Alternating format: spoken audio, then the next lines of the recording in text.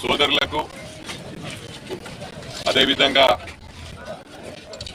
మా సోదరులు రాష్ట్ర నాయకులు చరణ్ యాదవ్ గారు, అదేవిధంగా జిల్లా అధ్యక్షులు మా సోదరులు అంజనేయులు గౌడ్ గారు, రమేష్ రెడ్డి గారు, సుప్రభాత్ గారు, అమర్సేన్ రెడ్డి గారు, మరి ప్రతి ఒక్కరికి కూడా మా రాజన్న గారు, దేవ యాదగిరి అన్న గారు, కౌన్సిలర్లు, రామాయంపేట కౌన్సిలర్, మాజీ కౌన్సిలర్లు రవీందర్ రెడ్డి, మహేందర్ రెడ్డి, అదేవిధంగా సీనియర్ మోస్ట్ నాయకులు, మాజీ జెడ్పీటీసీ, మాజీ మార్కెట్ కమిటీ అధ్యక్షులు మా షరాఫ్ యాదగిరి అన్న గారు, ప్రతి ఒక్కరికి కూడా, అదేవిధంగా మండల పార్టీ అధ్యక్షులు మా సోదరులు వెంకటేష్ గౌడ్ గారు, మా సోదరులు రాజా కిషన్ గారు, ప్రతి ఒక్కరికి కూడా ఇక్కడికి విచ్చేసిన వాళ్ళు ప్రతి ఒక్కరికి పేరు పేరున నా హృదయపూర్వక నమస్కారం. ఒకటి క్లారిటీ ఇవ్వదలుచుకున్నాను. ఇది మొత్తం దేశవ్యాప్తంగా బ్యాలెట్ ఓటింగ్ ఉంటే ఏ విధంగానైతే ఈరోజు రిజల్ట్స్ వచ్చాయో అదే విధంగా దేశం మొత్తం కూడా అంటే వాస్తవాలు బయటకు వస్తాయి. ఈరోజు సోషల్ మీడియాలో మా ప్రభుత్వం వచ్చినప్పటి నుంచి అంటే 2 సంవత్సరాలు పూర్తి చేసుకున్నాం. ఈ 2 సంవత్సరాలు కూడా ట్రోలింగ్ ఏ విధంగా చేశారో బీఆర్ఎస్ వాళ్ళు సోషల్ మీడియాను వాడుకొని ఇక అయిపోయింది కాంగ్రెస్ పరిస్థితి అనే విధంగా. ఈరోజు బ్యాలెట్ ఓటింగ్ వలన రాష్ట్రంలో 2వ విడతల్లో 62% మేము సాధించుకోగలిగాం.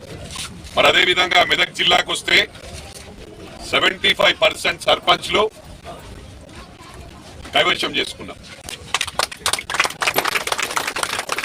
ఇవన్నీ కూడా గమనించాలా, ప్రజల్లో చైతన్యం వస్తా ఉంది. ఈ యూట్యూబ్ ఛానల్స్ అన్ని కాదు, కొన్ని బీఆర్ఎస్ యూట్యూబ్ ఛానల్స్ అంటే మాక్సిమం వాళ్ళే పెయిడ్ బ్యాచ్ పనిచేస్తా ఉంది. ఉన్నదాన్ని లేని విధంగా, లేని దాన్ని ఉన్న విధంగా క్రియేట్ చేస్తా ఉన్నారు. ఫస్ట్ దీన్ని కట్టడి చేస్తే we can create miracles. మేము గమనిస్తా ఉన్నాం. ఇవాళ రాష్ట్రంలో ఎన్నో చోట్ల మరి మా హైకమాండ్ నుంచి పైనుంచి ఇన్స్ట్రక్షన్స్ ఉన్నాయి. ఎన్నికల్లో ఇతర పార్టీలు రెచ్చగొట్టే ప్రయత్నం చేస్తే మీరు ప్రొవోక్ కాకండి. ఉదాహరణకు మా మెదక్ జిల్లాలో కూడా బీఆర్ఎస్ వాళ్ళు దళితులను కొట్టింది లేకుండా మనం చూసినాం. ఇవన్నీ అరచకాలు ఎవరు చేసిండ్రు? మొన్న మీడియా మహాన్యూస్ ఏదో కేటీఆర్ గురించి చెప్పినంత మాత్రాన వాస్తవాలు బయట పెడితే మరి రోజు మా గురించి నెగిటివ్ చేస్తూనే ఉన్నారు వాళ్ళు. మొత్తం మహాన్యూస్ మీకు 30-40 మంది వెళ్ళి మొత్తం ధ్వంసం చేసింది. నేను ఈరోజు బీఆర్ఎస్ మీడియా ఏదైతే ఉందో, టీ న్యూస్ కానీ మిర్రర్ టీవీ కానీ, ఇది మీరు వార్నింగ్ అనుకోండి, హెచ్చరిక అనుకోండి. మీరు ఇదే విధంగా లేనిపోని వాస్తవాలు రాయండి. మీడియాకు స్వేచ్ఛ ఉంది, కానీ ఈరోజు మంచి మీడియాకు కూడా డ్యామేజ్ జరుగుతూ ఉంది ఇటువంటి చెత్త మీడియాల వలన. ఓన్లీ పార్టీ ప్రోగ్రామ్ తప్ప ఇంకో ప్రోగ్రామ్ కాదు. మీరు ఏమైనా చూపించండి, అరే ఇగో ఈ ప్రభుత్వం మంచి పని చేస్తే ఈ టీవీలో వచ్చిందని చెప్పి. ఇలా బిగ్ టీవీ వచ్చింది కొత్తగా ఎన్నికల ముందు, వాళ్ళు మా గురించి కూడా వ్యతిరేకం రాస్తున్నారు. నిన్న యశస్విని రెడ్డిని మొత్తం హైలైట్ చేస్తా ఉన్నారు బి న్యూస్ లో, బిగ్ టీవీలో. మరి ఎందుకు ఈ విధంగా జరుగుతుంది? టీ న్యూస్ లో ఎప్పుడైనా వచ్చిందా? కాంగ్రెస్ గురించి మంచిగా వచ్చిందా ఎప్పుడైనా? మిర్రర్ టీవీలో వచ్చిందా? ఇవన్నీ కూడా గమనించాలా. దోచుకున్నోళ్ళు దోచుకున్నంత దోచుకున్నారు. ఈరోజు వాస్తవాలు మాట్లాడితే దాన్ని హైలైట్ చేసుకుంటూ నెగిటివ్ చేస్తా ఉన్నారు. మేము ఇది ఓన్లీ మాకు ఉదాహరణ మీరు తీసుకోండి. క్రమశిక్షణకు మారు పేరు కాంగ్రెస్ అనడానికి మీరు ప్రతి విలేజ్కి వెళ్ళండి, ప్రతి విలేజ్ లో ఇంగ్లీష్ ఇచ్చిన ఐశ్వర్యాన్ కార్డు. మా కొడుకు president MLA doctor Mynampally Rohit, ఇద్దరు మరదలు ఉన్నాం, ఇంక్లూడింగ్ మా జిల్లా ప్రెసిడెంట్. చిన్నోడైనప్పటికీ బయటకు అంజనేయులు గౌడ్ ఎంతున్నాడో భూమిలోకి అంత ఉంటాడు, అంత పవర్ఫుల్ క్యాండిడేట్. మేమందరం కూడా నీళ్ళలోనే ఉన్నాం, 24 hours ఉన్నాం. ఇద్దరిని కాపాడగలిగినాం, ఇద్దరి ప్రాణాలు కోల్పోయినాయి. ప్రకృతి మన చేతిలో లేదు, అక్కడికి పోయే పరిస్థితి లేకుండే. Disaster team, central disaster team వచ్చింది, స్టేట్ డిజాస్టర్ టీం వచ్చింది. మా ఎస్పీ గారు స్పాట్ లో ఉన్నాడు, మాతోనే డిఎస్పీ గారు స్పాట్ లో ఉన్నారు, ఐజీ గారు మానిటర్ చేస్తా ఉన్నారు, గౌరవ ముఖ్యమంత్రి గారు 2-3 సార్లు మాతో మాట్లాడారు. కానీ ఇద్దరిని కాపాడగలిగినాం, ఇద్దరిని కాపాడలేకపోయినాం. అదే కాకుండా వెంటనే నెక్స్ట్ డే గౌరవ ముఖ్యమంత్రి గారిని మెదక్కు తీసుకొచ్చిన ఘనత మాదే అని చెప్పి, మా ప్రభుత్వాన్ని అని చెప్పి సందర్భంగా తెలియజేస్తా ఉన్నాం. వాస్తవమా కాల చైర్మన్ అంటే ఒకటి, పబ్లిక్ ను కన్ఫ్యూజ్ చేయకండి.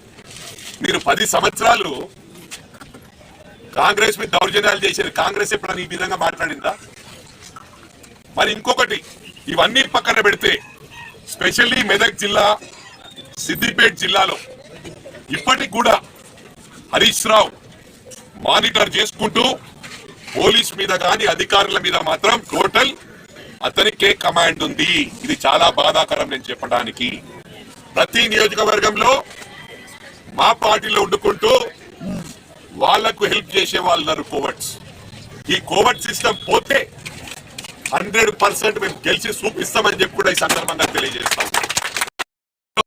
రాలే మా గౌరవ ముఖ్యమంత్రి రేవంత్ రెడ్డి గారు 7 రూపాయల అమ్మవారికి మన ప్రభుత్వం వచ్చిన తర్వాత ఎమ్మెల్యే రోహిత్ గారు తీసుకొస్తే దర్శనం చేసుకొని ఉట్టిగా పోలే 35 కోట్ల రూపాయలు 7 రూపాయల అమ్మవారికి ఇచ్చిన ఘనత మా ప్రభుత్వాన్ని అని చెప్పి సందర్భంగా తెలియజేస్తా ఉన్నా. మరి అదే విధంగా ప్రపంచంలోనే గుర్తింపు పొందిన చర్చ్ మెదక్ చర్చ్, 100 సంవత్సరాల చరిత్ర ఉంది, మోర్ దెన్ 100 ఇయర్స్ చరిత్ర ఉన్న మెదక్ చర్చ్ ఇతర దేశాల నుంచి ప్రపంచ వ్యాప్తంగా కూడా అక్కడికి దర్శనం చేసుకోవడానికి విజిటర్స్ వస్తూ ఉంటారు. అక్కడ వసతులు లేవు ఇంతవరకు. ఎవరొచ్చినా హైదరాబాద్ నుంచి రావాలి, మళ్ళీ రిటర్న్ పోవాలి. మా ప్రభుత్వం వచ్చిన తర్వాత మా గౌరవ ముఖ్యమంత్రి రేవంత్ రెడ్డి గారు మెదక్ చర్చ్కు విజిట్ చేసి 29 కోట్ల 30 లక్షలు ఇచ్చిన చరిత్ర ఈ ప్రభుత్వాన్ని అని చెప్పి సందర్భంగా తెలియజేస్తా ఉన్నా. క్రిస్టియన్ సోదరులకు తెలియజేస్తా ఉన్నా, ఈ ప్రభుత్వం మతాలకు అతీతంగా, పార్టీలకు అతీతంగా, కులాలకు అతీతంగా పనిచేసే సోనియా గాంధీ పార్టీ, కాంగ్రెస్ పార్టీ ఆ విధంగా ఉంటదని చెప్పి సందర్భంగా తెలియజేస్తాం. గతంలో ఎవరు కూడా ₹1 ఇచ్చిన పావన పోలే మెదక్ చర్చకు. అది ఇవన్నీ పక్కన పెడదాం. ఫ్లడ్స్ వస్తా ఉన్నాయి. గతంలో ఎన్నో సార్లు పంట నష్టం జరిగింది రైతులకు.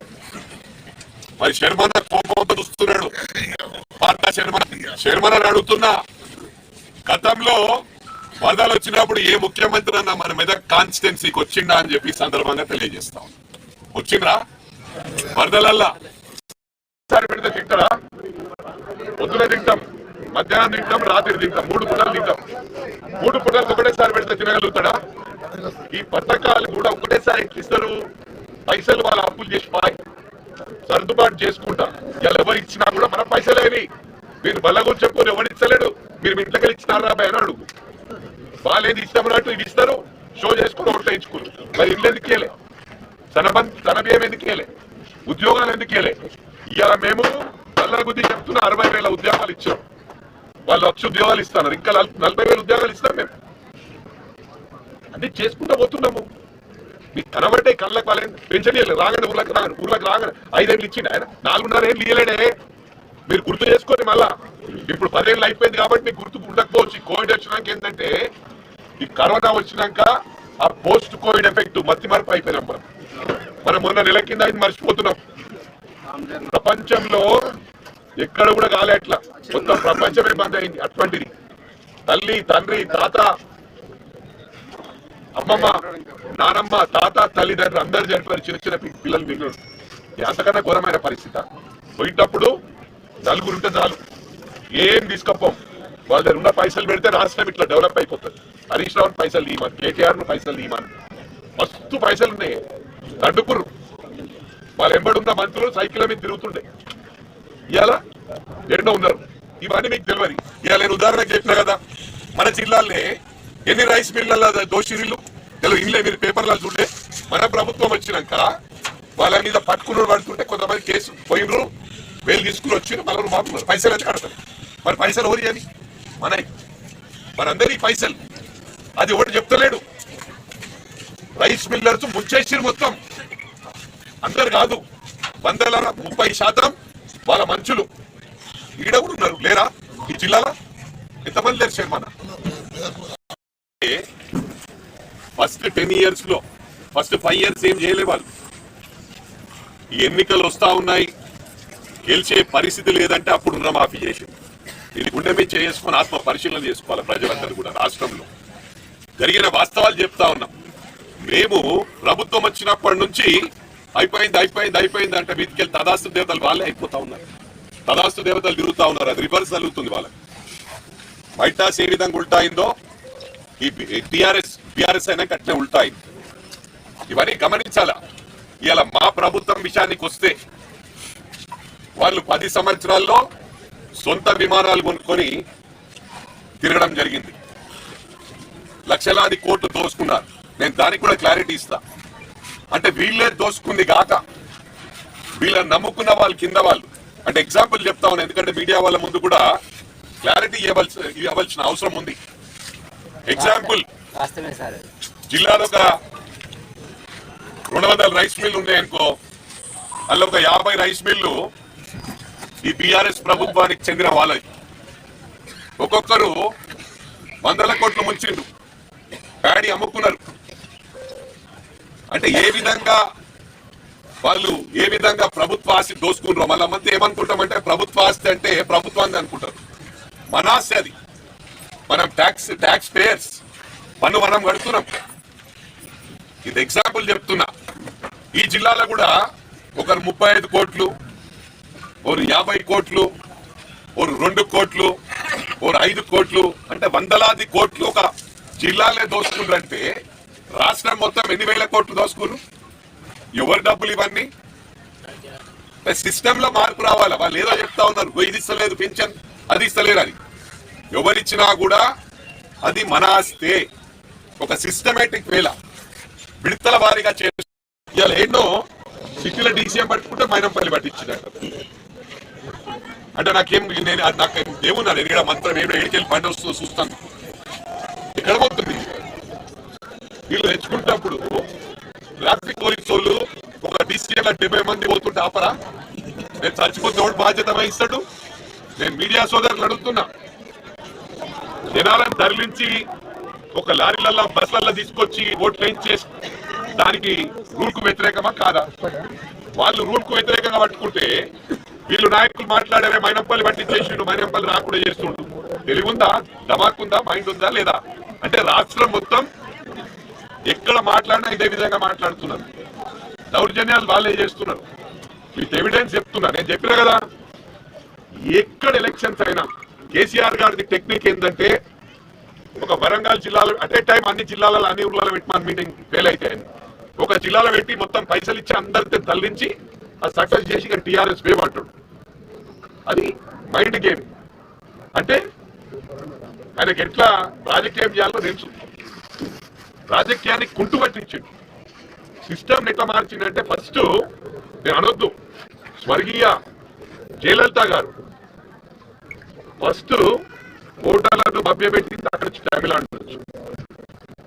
తర్వాత మా సార్ మాత్రం కేసీఆర్ గారు పైసలు మన భయం చేసి ఇప్పుడు మన గ్రామాలలో పైసలు ఇస్తారు.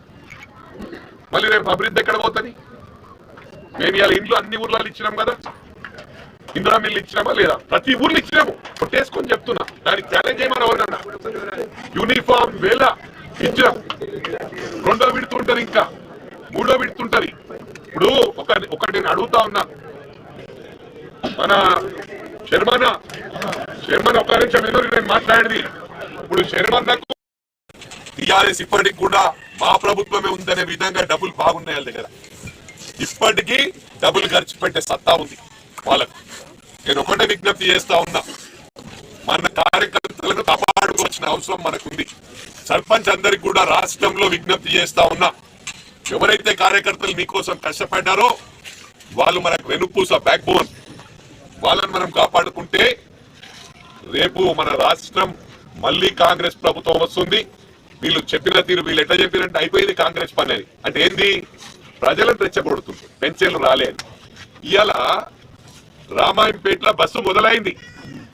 మొదలైనప్పుడు నెక్స్ట్ నిజాంపేటకు వస్తుంది, నిజాంపేట తర్వాత సిద్దిపేటకు వస్తుంది, సిద్దిపేట తర్వాత అట్లే సీదా పోతే వరంగల్ వస్తుంది. మొదలైందా లేదా? మేమేమైతే హామీలు ఇచ్చినామో అది చేసుకుంటూ వస్తున్నాం. నేను ఇప్పుడే చెప్పిన వాళ్ళలాగా ఒక చింతమడకలో పోయి 10 లక్షలు ఇవ్వడం, లేకపోతే హుజురాబాద్ లా ఈటల రాజేందర్ రోడగొట్టేందుకు మొత్తం ఊరంతా దళిత బంధు ఇవ్వడం, ఈ విధంగా. అంటే ఎవరు డబ్బులు ఇది? ఎవరు అబ్బ సొమ్మిది? ప్రజల సొమ్మిది. మీకు ఒక ఊర్లో మొత్తము 100% దళిత బంధు ఇచ్చి, 100% ఎస్టీ బంధు ఇచ్చి వేరే ఊళ్ళని ఇవ్వకపోవడం ఎవరు అయ్యే జాగిరని అడుగుతా ఉన్నాం. మరి మేము అట్లా చేస్తలేం కదా. ప్రతి ఊర్లో ఇల్లు ఇస్తున్నాం, ప్రతి ఊర్లో రోడ్లు వేస్తున్నాం, ప్రతి ఊర్లో రేషన్ కార్డులు ఇస్తున్నాం. పథకాలని సిస్టమేటిక్ గా వెళ్ళాం. మీరేమో దళిత మంది ఇచ్చేస్తామంటారు. ఈ ఊర్లో ఎంతమందికి ఇచ్చారు? రాష్ట్రంలో ఎంతమందికి ఇచ్చారు? ఇయ్యలే. వాళ్ళకి ఇష్టంలో ఒక 10 మందికి ఇచ్చి దళిత మంది ఇచ్చినామని పేపర్లు వేయించుకుంటున్నారు. ఇక వీళ్ళు సోషల్ మీడియా ఒక 500 మంది పనిచేస్తారు కదా, ఇక వాళ్ళు ట్రోల్ చేస్తూ ఉంటారు. దళిత బంధుది ఏ దళిత బంధు. ప్రజలంతా కన్ఫ్యూజన్. అరే దళిత బంధు వచ్చేసి మా ఊరికి రా, మీ ఊరికి కాదు, ఏ ఊరికి రాలేదు. అక్కడక్కడ వాళ్ళకి అనుకూలంలో మళ్ళీ వాళ్ళందరి కార్యకర్తలు 100 మంది కార్యకర్తలు ఉంటే 100 మంది కార్యకర్తలు వెళ్ళే మీరు ఇక్కడ టీఆర్ఎస్ కార్యకర్తలు అడుగుండ్రి.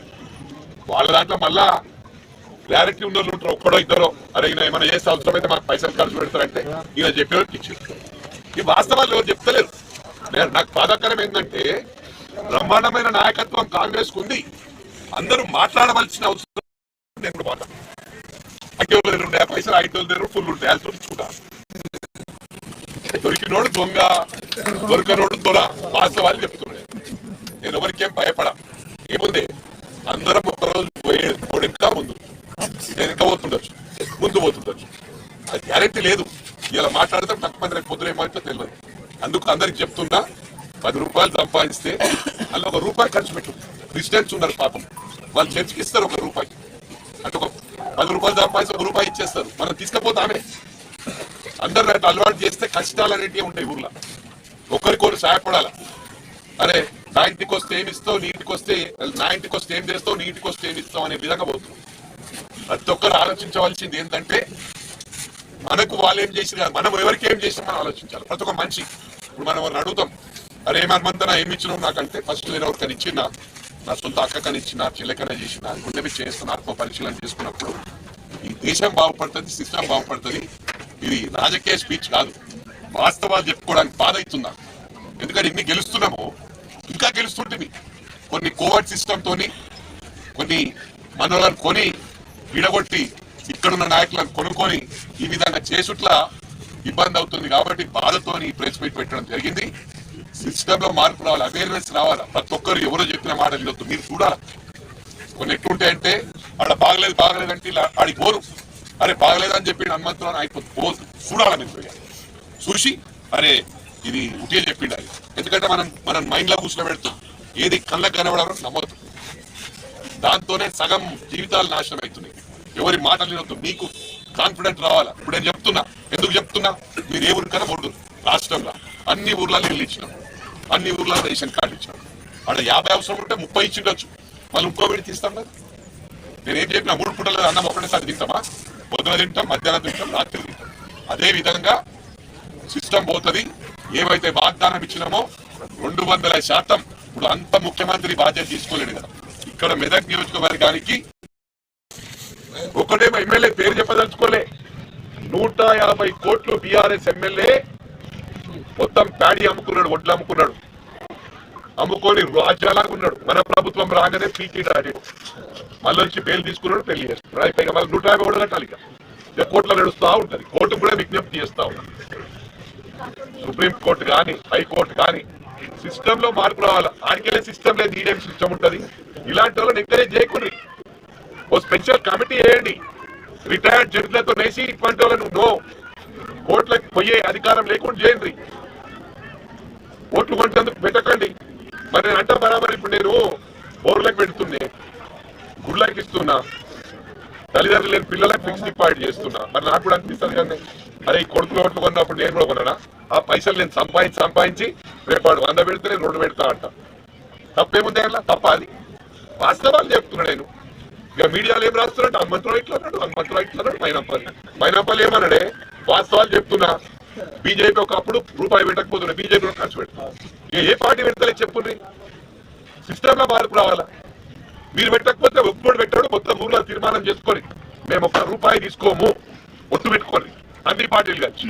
ఏమున్నా మీరు లేవడాలంటే ఇది చేయండి, ఊరికి డెవలప్ చేయండి, ఏమి ఇస్తావు ముందే మీరు కట్టిస్తావా, కమ్యూనిటీ హాల్ కట్టిస్తావా, ఏం చేస్తావు అట్లా చేయండి.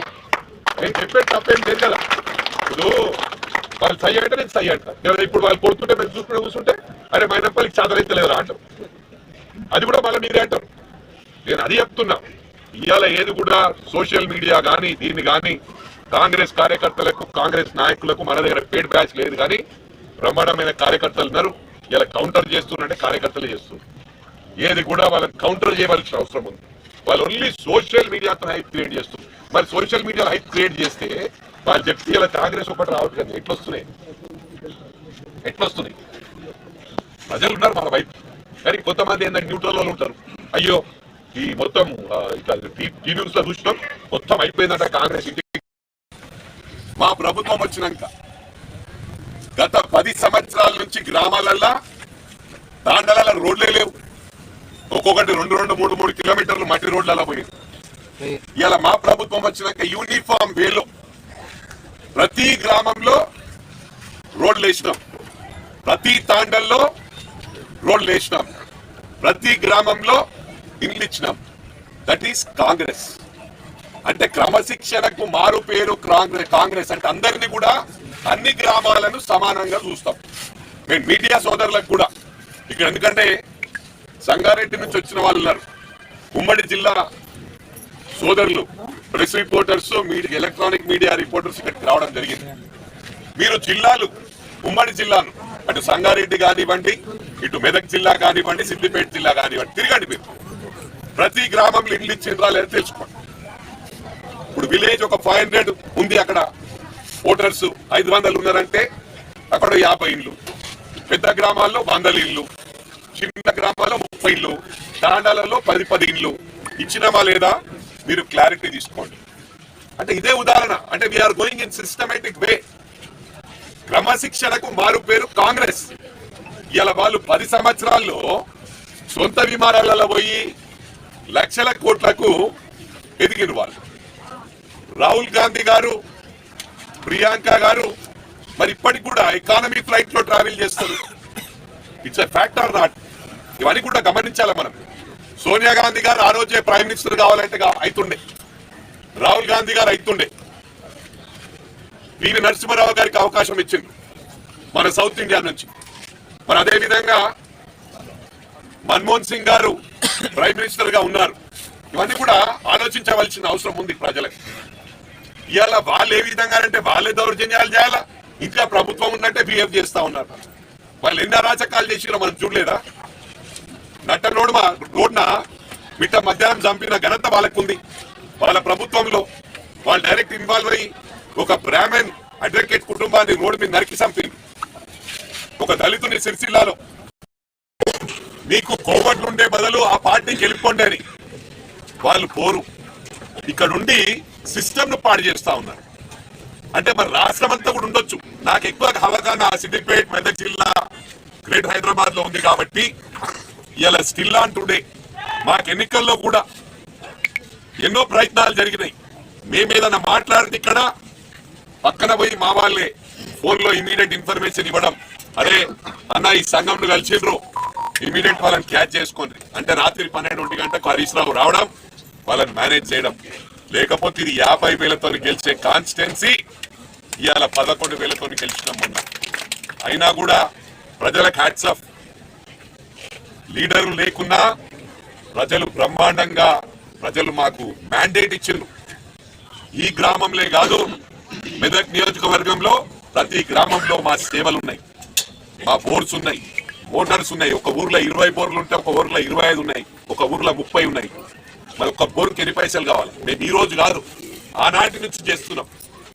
మా అబ్బాయి ఏ గ్రామానికైనా పోతే అరే ₹1,00,000 ఇచ్చినామని చెప్తుండ్రు, పప్పా నువ్వు 1 lakh ఇచ్చినావంట వాళ్ళకంటే 1 lakh ఏనాడు ఇచ్చిన 20 సంవత్సరాల క్రితం ఇచ్చిన. ఆ 1 lakh ఒకప్పుడు ఇక్కడనే రామాయంపేటలోనే 40,000 పెడితే ఎకరం దొరుకుతుంది. ఇవాళ 3 కోట్లు 4 కోట్ల రూపాయలు. అంటే మా సర్వీసెస్ ఆ రోజు నుంచి ఈ రోజు వరకు ఉన్నాయి. అన్ని సంఘాలకు పార్టీలకు అతీతంగా కులాలకు అతీతంగా పనిచేసినాం. ఇవాళ మా క్యాడర్ కూడా అదే విధంగా పనిచేస్తుంది. మొన్న సర్పంచ్ ఎలక్షన్స్ లో చాలా మంది క్వశ్చన్ చేయడం జరిగింది, అరే అన్న సర్పంచ్ ఎలక్షన్స్ ఎందుకు పట్టించుకుంటున్నావు, అంత తిరుగుతున్నావు అని. నాకు బాధాకరం ఏంటంటే మాకు ప్రాపర్ గా మేము గెలిచినప్పటికీ ప్రజలు మ్యాండేట్ ఇచ్చినప్పటికీ మాకు ప్రాపర్ గా క్యాడర్ లేకుండే. ఇవాళ గొప్పతనం ఏంటంటే 75% మెదక్ నియోజకవర్గంలో మా సర్పంచ్ వచ్చిండ్రు. రేపు వాళ్ళ ద్వారా మాకు అండ, మా లీడర్షిప్ పెరుగుతుంది. రేపు ఎంపీటీసీ గాని జెడ్పీటీసీ గాని 90 కాదు 100% గెలవడానికి ప్రయత్నం చేస్తున్నారు. 10 సంవత్సరాల్లో ఎందరో పెళ్లిళ్ళు చేసిండ్రు, వాళ్ళ కొడుకుల పెళ్లిళ్ళు. మరి మీడియా సోదరులు కూడా ఉన్నా ఏజ్ వాళ్ళు ఉంటే పెళ్లి చేసిన వచ్చి కొడుకుది చేసిండ్రు. అన్నవరన్నా ఇక్కడ పెళ్లి మీడియా సోదరులు అదే కొడుకును లేదా వాళ్ళు చేసుకున్నాడు. వాళ్ళు చేసుకుంటే నేను ఒక్కటి అడుగుతా ఉన్నా, మీ వైఫ్ కు రేషన్ కార్డులో నేమ్ ఎంటర్ అయిందా 10 సంవత్సరాల్లో? అంటే నేమ్ ఎంటర్ అంటే రేషన్ కార్డులు ఇవ్వకపోయే పేరు లేట్కెళ్ళి ఎంటర్ అవుతాయి. కొత్త కోడలు తెచ్చుకుంటే పేరు ఎంటర్ చేసే పరిస్థితి లేదు. ఇవన్నీ వాస్తవాలు. ఇవాళ మా ప్రభుత్వం వచ్చిన తర్వాత బ్రహ్మాండంగా ప్రతి విలేజ్ లో రేషన్ కార్డ్స్ ఇచ్చినాం. వాస్తవమా కాదా? We have to appreciate. నేను వాస్తవాలు చెప్తా ఉన్నా. మా క్యాడర్ ఏంటంటే మా దగ్గర పెయిడ్ బ్యాచ్ లేదు. వాళ్ళేమో కార్యకర్తలు పనిచేసుకునే వాళ్ళు చేసుకుంటుంటారు. పెయిడ్ బ్యాచ్ ఒక 500-600 మంది ఇదే ట్రోల్ చేస్తూ ఉంటారు. మీడియాలో చిన్న దాన్ని హైలైట్ చేసి ప్రజల్లో అంటే వాళ్ళని కన్ఫ్యూజన్ క్రియేట్ చేసి అయ్యో ఈ న్యూస్ లో వచ్చింది నిజమే ఉండొచ్చు. ఎక్కడ పోతుంది దేశం? మా దగ్గర మేము లేరట్లా. ఇలా సర్పంచులు 90% సర్పంచులు గెలుస్తుంటుంది. మా కార్యకర్తల దగ్గర మా క్యాడర్ దగ్గర డబ్బులు లేవు. వాళ్ళ దగ్గర బ్రహ్మాండంగా డబ్బులు ఉన్నాయి. మరి డబ్బుల విషయానికి వస్తే చెప్తా ఉన్నా. ఉదాహరణకు నేనే ఇక్కడ మీడియా సోదరులు కూడా నా జీవితంలో ఎప్పుడు తాగి పీయలే, ఓటు కొనలే. నేను మొన్న మాట్లాడినా మీరు ₹1 పెడితే ₹2 పెడతాను. మరి అట్లుంటేనే పాలిటిక్స్ ఉండగలుగుతాం. డబ్బులు పెట్టండి. నేను దయచేసి చెప్తా ఉన్నా, రాష్ట్రం మొత్తం డబ్బులు లేని వాళ్ళు ఇలా గెలిచే పరిస్థితి లేదు. ఛాలెంజ్ గా తీసుకోవాలి. మీరు కష్టపడి డబ్బులు సంపాదించండి. ఎన్నికలు డబ్బులు లేకుండా ఉన్న ఇండ్లు అమ్ముకొని పెడతా అంటే రేపు సూసైడ్ చేసుకునే పరిస్థితి. అది ఒక్కటి గమనించాలి. ఎందుకంటే లేకపోతే మోడీ గారు, మా రేవంత్ అన్న, రాహుల్ గాంధీ గారు అందరూ దేశం మొత్తం ఒక నిర్ణయం తీసుకొని ఓన్లీ టీవీ ముందు మాట్లాడాలి.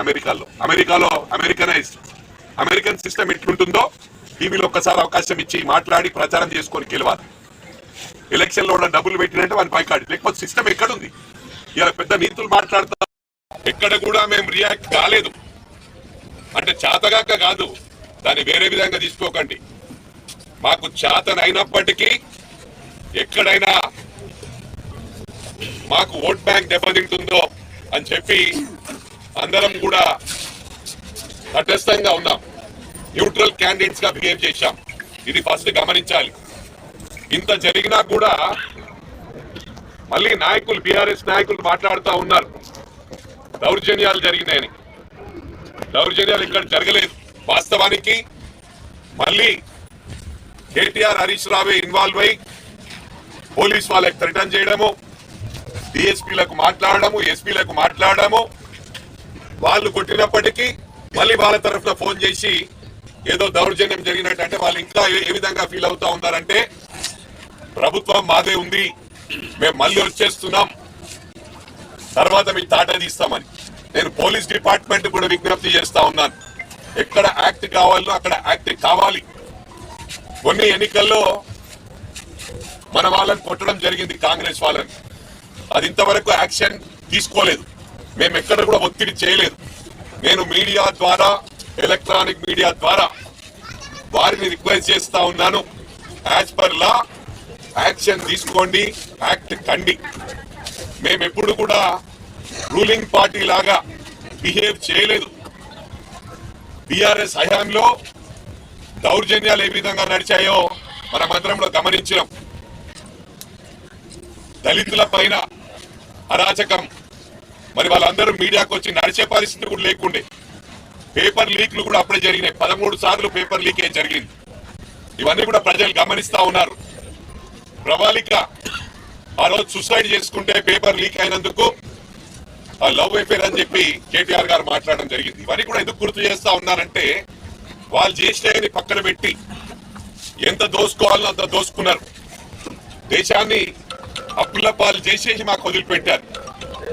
ఒకటి గమనించాలా, 10 సంవత్సరాలు double bedroom double bedroom double bedroom అని 10 సంవత్సరాలు పూర్తి చేసుకొని ప్రభుత్వమే పోయింది. ఒక్కరికన్నా ఇల్లు ఇచ్చిండ్రా? గ్రామాలలో చాలా ఘోరమైన పరిస్థితి. ఇంటింటికి ఉద్యోగం అన్నారు, ఉద్యోగం ఇచ్చిరా? దళితులకు 3 ఎకరాల భూమి అన్నారు, భూమి ఇచ్చిరా? దళితులు అంటే నేను ఇలా డిసైడ్ అయినా మొన్న ఏ విధంగా మమ్మల్ని ఓడగొట్టే ప్రయత్నం చేసిరో డబ్బులు ఖర్చు పెట్టి, ఏదో దేవుని దేవల్ల మెదక్ జిల్లాలో మెదక్ కాన్స్టిట్యున్సీలో నేను ఎమ్మెల్యే ఉన్నప్పుడు లేకముందు దాదాపు 30 ఏళ్ల నుంచి దాదాపు 3-4 వేల బోర్లు వేయించిన. తర్వాత నా కొడుకు మైనంపల్లి డాక్టర్ మైనంపల్లి రోజుతో 900 బోర్లు వేయించింది. ప్రతి గ్రామంలో మా సేవలు ఉన్నాయి. వీటితోనే మొన్న మేము డబ్బులు ఇవ్వకుండా గెలిపించింది. కానీ నెక్స్ట్ ఆ పరిస్థితి ఉందో లేదో రోజు రోజుకు మార్పులు వస్తా ఉన్నాయి. డబ్బులమయం చేసేసిండ్రు. ఎగ్జాంపుల్ వీళ్ళు పెద్ద నీతి మాటలు మాట్లాడుతూ ఉన్నారు. నేను అప్పుడు బీఆర్ఎస్ ఎమ్మెల్యే, మన రాజగోపాల్ రెడ్డి గారు, వారికి మంచి గుడ్ విల్ ఉంది మునుగోడు కాన్స్టిట్యున్సీలో. వారు బీజేపీ అభ్యర్థి. బీఆర్ఎస్ అభ్యర్థికి ఊరికొక ఎమ్మెల్యేని ఇచ్చారు. ఊరికొక ఎమ్మెల్యే సరిపోకపోతే ఊరికొక ఎంపీ, లేకపోతే జిల్లా పరిషత్ చైర్మన్. విలేజ్ ఎంత ఉంటాయి? ఒక 500కు 400కు ఒక ఎమ్మెల్యే నాట్లాంటి పోతే నాలాంటి ఒక 50-60 మందితోని ఉంటారు. ఇలా సిస్టమ్ ఎక్కడైనా కూడా హైదరాబాద్ ఎలక్షన్స్ అయితే మెదక్ జిల్లాకి వెళ్ళిపోయి పనిచేశారు. అంటే దేనికి పనిచేస్తారు? ప్రతి ఇంటికి ఒక 100 ఇండ్లు 50 ఇండ్లు తీసుకొని ఇదంతా ప్లానింగ్ కూడా హరీష్ రావు ప్లానింగ్. ఓ 50 మందికి ఓ మనిషిని పెడతాడు, డబ్బులు ఇచ్చుకుంటూ పోవాలి 50 మందికి. అక్కడ లోకల్ ఇస్తే మిస్యూజ్ అయితే అని చెప్పి బయట నుంచి వచ్చి పంచుతారు. ఇది ఒక ఆనవాయితీగా మారింది. నేను చెప్పేది ఏంటంటే మీరు రూపాయి ఖర్చు పెడితే మేము 2 రూపాయలు ఖర్చు పెడతామంటే మరి ఆ విధంగా తయారు కావాల్సి వస్తుంది. లేదు రాజకీయాలు వదిలిపెట్టి, లేకపోతే దేశం మొత్తం పార్టీలకు అతీతంగా అందరూ కూర్చొని నాయకులు ఈ ప్రచారాన్ని తీసేయాలా, బ్యాలెట్ పేపర్ సిస్టమ్ తీసుకొస్తే వాస్తవాలు బయటకు వస్తాయి, రియల్ లీడర్స్ బయటకు వస్తారు. ఇలా వీళ్ళు ఏది సోషల్ మీడియా మేనేజ్ చేసి ఒక హైప్ క్రియేట్ చేస్తున్నారు. ఇలా నేను ఛాలెంజ్ చేస్తా ఉన్నా, కాంగ్రెస్ లే బీద వాళ్ళు ఉన్నారు, దేనికైనా దానికి సిద్ధం. వాళ్ళ చరిత్ర ఏంది, వాళ్ళ గతంలో ఏముండే ఇప్పుడు ఏముండే వాళ్ళని తీసుకోండి. కాంగ్రెస్ డబ్బులు ఉన్న కథమైపోయింది. వాళ్ళ పార్టీని కాపాడి ఆ రోజు ఇండిపెండెన్స్ రాకముందు జవహర్లాల్ నెహ్రూ గారు మన ఇండిపెండెన్స్ తెచ్చుకున్నందుకు వాళ్ళు స్పాన్సర్ చేసి డబ్బులు ఖర్చు పెట్టారు. వాళ్ళకు చరిత్ర ఉంది ఫ్యామిలీ. వీళ్ళకేముంది చరిత్ర? తెలంగాణ పేరట దోచుకున్న చరిత్ర. ఇలా ఫోన్ ట్యాపింగ్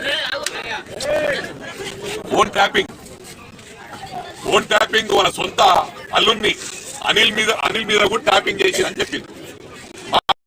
వాళ్ళని కొనిపడేసింది ఎన్నికలలో. ఎట్టి పరిస్థితుల వీళ్ళు గెలవద్దు అనుకున్నారు.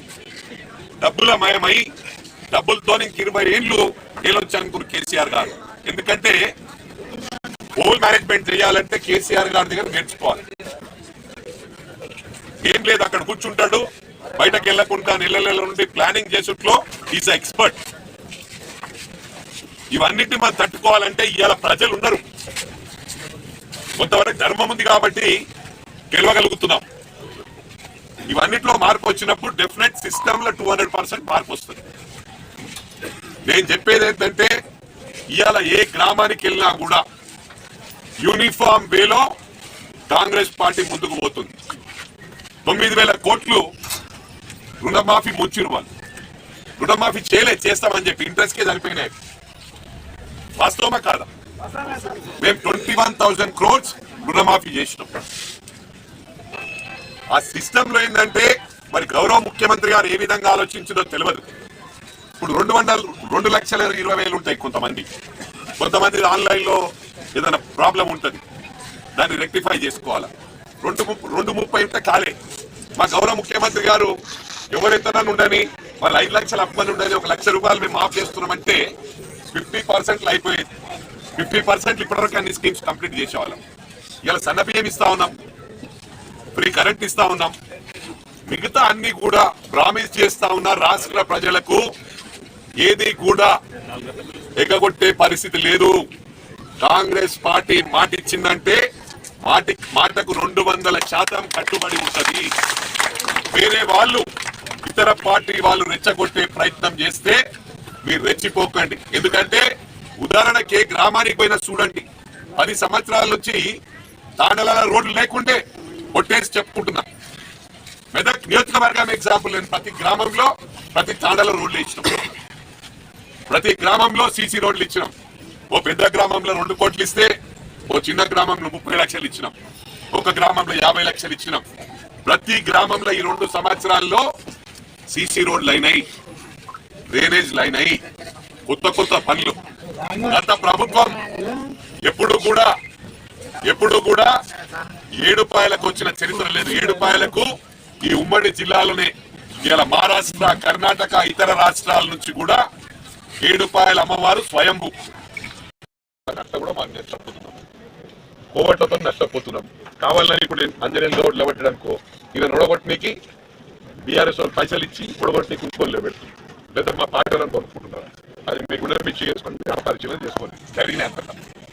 జరగలేవంటే నేను జరగని మాట్లాడతలే, జరిగినవి మాట్లాడుతున్నా, జరగబోయేటి మాట్లాడుతున్నా. రేపు సిస్టమ్ లో ఇవ్వలేని మెడికల్ ఫ్రీ చేయమని. ఎందుకంటే హాస్పిటల్ మనం అనుకుంటాం, ఏం లేనోడు 30-40 లక్షలు మొత్తం ఇల్లు అన్ని అమ్ముకొని హాస్పిటల్ పెడుతుంది, తర్వాత చూరేసుకుంటుంది. అది ఏంటి సెంట్రల్ గవర్నమెంట్ కానీ స్టేట్ గవర్నమెంట్ నేను రిక్వెస్ట్ చేస్తున్నా, ఎడ్యుకేషన్ ఈ మెడికల్ ఫ్రీ చేస్తే చాలా వరకు మనకు లోట్లు. మనకి ఎన్ని స్కీమ్లు ఇచ్చినా, మీకు రైతు బంధు ఇస్తా అంటున్నాం, అది ఇస్తా అంటున్నాం, మీకు నెలకు ఏడాదికి 40,000, 30,000, 30,000, 50,000 ఇస్తాడు. హాస్పిటల్ కాగానే 40 లక్షలు అవుతుంది. ఎక్కడికి వెళ్ళేస్తాం? నేను దయచేసి మీ అందరికి కూడా విజ్ఞప్తి చేస్తున్నా, మనందరి మంచి కూడా నేను న్యూట్రల్ పర్సన్ లాగా మాట్లాడుతున్నా. కాంగ్రెస్ పార్టీ అయినప్పటికీ ప్రజల పావుగోరి ఈ స్కీమ్ల బదులు హాస్పిటల్ ఫ్రీ చేయమను. మొత్తం ఏ హాస్పిటల్ పోయినా ఫ్రీ ఉండాలి. హాస్పిటల్ దోసుకుంటున్నారు, 50 లక్షలు 70 లక్షలు ఎడికి వెళ్ళేస్తారు. వాళ్ళు చచ్చిపోతాం. మనిషిని కాపాడుతుందాం. వాళ్ళకు ఒక ఉద్యోగం ఇచ్చి హాస్పిటల్ ఇటువంటి చేస్తే చాలు. ఏమవుతుంది? చదువు కోసం కొంతమంది పొలాలు అమ్ముకొని పిల్లగానికి ఫీజు కట్టే పరిస్థితి లేకపోతే చెప్పకుండా పోయి వేసుకుంటాడు. అట్లా వేసుకున్నారు కూడా ఉన్నారు. దాని ఏదైనా వేరే చేసి ఇల్లు చచ్చిపోయినా అని వీళ్ళు మళ్ళీ టీవీలో వేసుకుంటారు. ఎవరు? బీఆర్ఎస్ వాళ్ళకి అదే టెక్నిక్. వాళ్ళ కష్టంతో ఏమైనా కానీ వాళ్ళ పార్టీ కోసం చచ్చిపోయినని చెప్పేసి సింపతి తీసుకుంటారు. అంటే మంచి ప్రాణాలతోని, అంటే శవాల మీద పేలాలు ఏర్కుంటారు బీఆర్ఎస్. ఇది మీరు తెలుసుకోరు. నేను చెప్పినేమో తప్పు మాట్లాడితే మీ అందరికి మరోసారి విజ్ఞప్తి చేస్తా ఉన్నా, అన్ని పూర్తి చేసే బాధ్యత మాది. ఏవి స్కీమ్లు అనేవి అంచెలు విడతలు వారు. ఇప్పుడు ఈ ఊర్లో 70 ఇళ్ళు అవసరం, 50 ఇళ్ళు ఇచ్చినాం అనుకో, ఇంక 20 ఇళ్ళు ఇస్తాం కదా, ఇంకో విడతలు ఇస్తాం. 2 ఏళ్ళు ఇంకా 3 ఏళ్ళు ఉంది అంటే అందరినీ పూర్తిగా చేస్తాం. వాళ్ళు ఏం చేసిర్రే, ఒక ఇల్లు అయిపోయా, దళితబంధు ఇచ్చినాం, దళితబంధు, బీసీ బంధు, ఎస్పీ బంధు, అన్ని బంధువులు అన్నారు. ఏడ బంధులే? బంధు లేవు, మను లేవు. గొర్రెలకు 1,200 కోట్లు కట్టించుకున్నారు. 1,200 కోట్లు ఇస్తాం మరి. 1,200 కోట్లు గవర్నమెంట్ వీకింది, అది ఇవ్వకుండా నీకు రైట్ కాదా? రోడ్లో పెడితే ఇచ్చేదా? ఇటువంటి అన్ని వాస్తవాలు తెలుసుకోవాలి. మనం ఏంటంటే మభ్య పెడుతున్నారు, ఇవి ఇయ్యలేని. ఏమి ఇచ్చినా మన డబ్బులే. మీ డబ్బులు మీకు ఇస్తాను, వీళ్ళేమో ఇంటర్కెళ్ళి ఇచ్చినాడు, మేము ఇవి ఇచ్చినాం స్పీచ్లు కొట్టుకుని పోతున్నారు. ఇప్పుడు నేను సొంతంగా చేసిన, అందరు రమ్మని సొంతంగా వాళ్ళు ఏమేమి చేసినా రమ్మని. మైనాపల్లి ఏమి ఇచ్చిన ప్లేట్లు గ్లాసులు అంటారు, మీకు తెలియదా? గుళ్ళకి ఇచ్చిన, బళ్ళకి ఇచ్చిన, తల్లిదండ్రులు లేని పిల్లలకి ఇచ్చిన, బోర్లు వేసిన, మోటార్లు వేసి ఉంటేనే అవుతాయి. ఏ ఊరికి పోయినా లెక్క వేసుకుంటారు. నేనేం చెప్పా, లెక్కలు చెప్తే ఐటీ వాళ్ళు 90కి వస్తారు. మళ్ళీ ఎక్కడికి వచ్చినారా పైసలకి? అందరి దగ్గర పైసలు ఉన్నాయి, చూపియారు అందరూ. ఫోన్కి 500 కోట్లు ఉన్నాయనుకో, వాళ్ళు ఎంత చూపిస్తాడు? 5 కోట్లు ఉన్నట్టే చూపిస్తాడు.